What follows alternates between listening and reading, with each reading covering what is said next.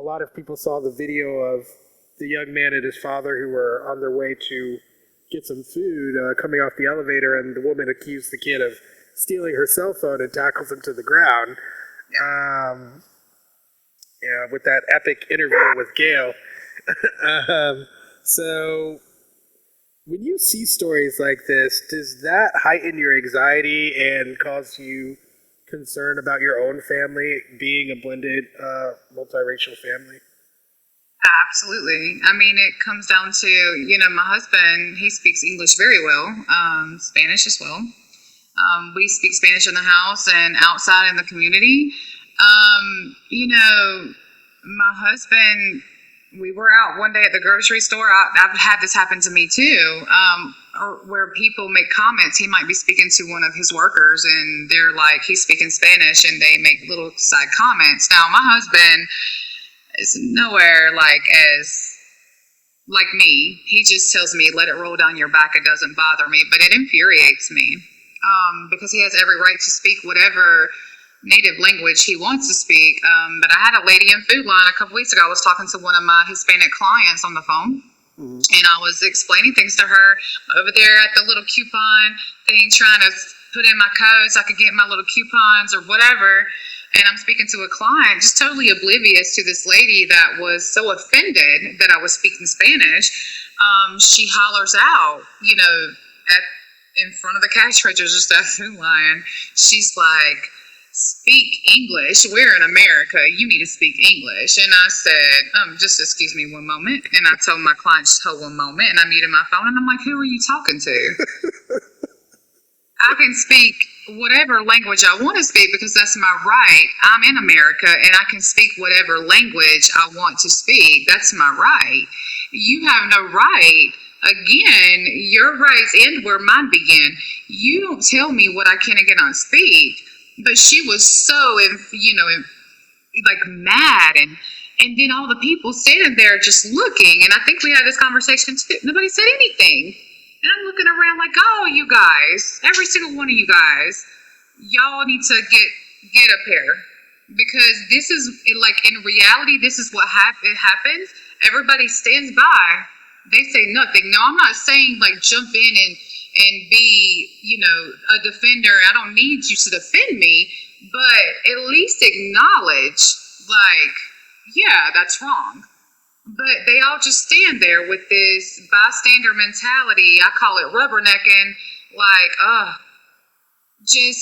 Are you really that oblivious to this is what's going on? Maybe you haven't seen it, or maybe you haven't experienced it, but this should be eye-opening to you enough to take that experience and educate people more.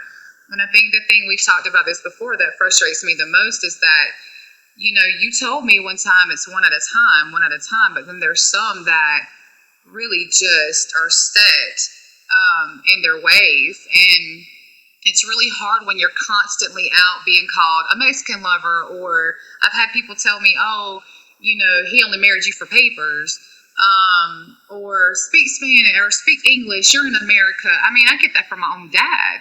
When we're speaking Spanish in our home, he'll holler out, speak English. We like to mix things up so our kids are somewhat bilingual. And it's just constant, backlash, out in public. And, sometimes in conferences that I spoke, I was a guest speaker at a conference a couple weeks ago, and I had a person in there that, it made some comments that were that bordered racist. And, it's just really hard. It's difficult to go through life always feeling like you have a target. 100%. And nobody should have to go through life that way. It goes against our country's founding principles, right? Life, liberty, and the pursuit of happiness. Obviously, this is interfering with all of those, right? So we need to see it that way. We need to see this problem as something that affects all of us equally. Not equally, but all of us together as Americans, and we need to deal with it collectively. And the first step to doing that, right, is making sure that we're all on the same page of what the actual issues are. how expansive they are, what the consequences of racism is, what the consequences will be if we don't take it seriously and start dealing with it directly.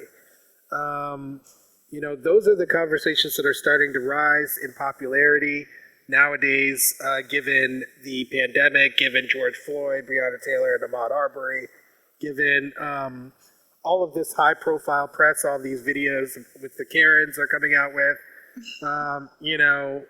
and now the latest, the insurrection at the Capitol, the mostly white mob who, stormed the Capitol and just left their piss and shit all over it, and literally. And hopefully people are going to start to realize that there is a racial element to all of this that is core to why these things are happening, okay? There's a reason why those people were escorted out. There's a reason why the National Guard wasn't called in the same way it was called in and prepped, fully armed for the Black Lives Matter protests. Yeah.